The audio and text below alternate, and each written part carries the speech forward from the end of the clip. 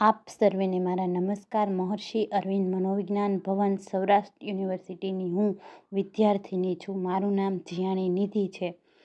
આજે હું તમને હેર પુલિંગ ડિસઓર્ડર વિશે જણાવીશ. તો જોઈએ, હેર પુલિંગ ડિસઓર્ડરને ગુજરાતીમાં વાળ ખેંચવાની વિકૃતિ કહે છે, જેને ઇંગ્લિશમાં બીજા નામ તરીકે ટાઇકોટેલેમેનિયા તરીકે ઓળખવામાં આવે છે.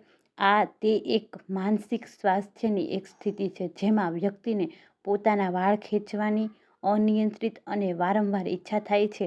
આ વર્તનને કારણે વાળ ખરવા લાગે છે, જેના કારણે ટાઇલ પડી શકે છે.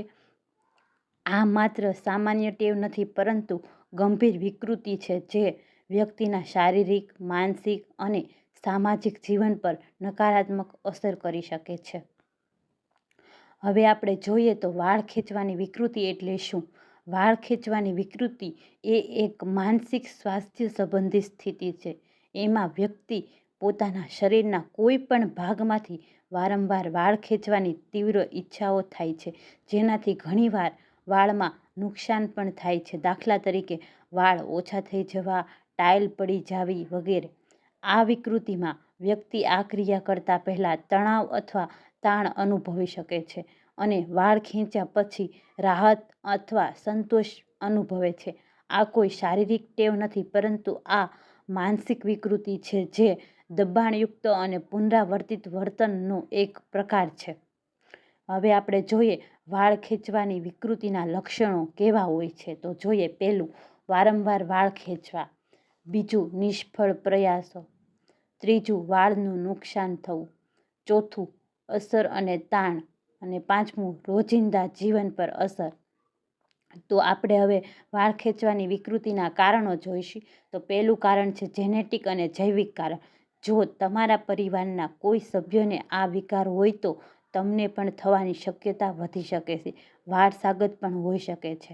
અને બીજું કારણ છે માનસિક અને ભાવાત્મક કારણ. તણાવપૂર્ણ પરિસ્થિતિ જેમ કે પરીક્ષાનો તણાવ, નોકરી ગુમાવવી કે સંબંધોમાં સમસ્યાનો વાળ ખેંચવાની વિકૃતિને ટ્રિગર કરી શકે છે. વાળ ખેંચવાની અસ્થાયી રૂપે રાહત મળતી હોય એવું જણાય છે. ત્રીજું કારણ જોઈએ, વર્તન સંબંધિત કારણો. આ શરૂઆતમાં કોઈ ચોક્કસ કારણસર વાળ ખેંચવાની શરૂઆત થાય છે, પરંતુ ધીમે ધીમે તે એક આદતમાં ફેરવાઈ જાય છે અને આ પ્રક્રિયા બની જાય છે. હવે આપણે જોઈએ તો વાળ ખેંચવાની વિકૃતિ એક સામાન્ય રીતે કિશોરાવસ્થામાં ચાલુ થાય છે અને પુરુષો કરતાં સ્ત્રીઓમાં વધુ જોવા મળે છે. જો તમને અથવા કોઈ પરિચિત આ પ્રકારની સમસ્યાથી પીડાઈ રહ્યા હોય તો મનોચિકિત્સક અથવા માનસિક આરોગ્ય નિષ્ણાતની સલાહ લેવી ખૂબ જ મહત્વપૂર્ણ છે, યોગ્ય નિદાન અને સારવારથી. હવે તેની સારવારમાં જોઈએ ને તો CBT આપી શકીએ, cognitive behaviour therapy, habit reversal training, અને સામાન્ય રીતે વપરાતી દવા જોઈએ ને તો એમાં સિલેક્ટિવ સેરોટોનિન રીઅપટેક ઇન્હિબિટર્સ તરીકે આપણે આપી શકીએ છીએ. અને ચિંતા અને ડિપ્રેશનને ઘટાડવામાં આ દવા મદદ કરે છે. Thank you.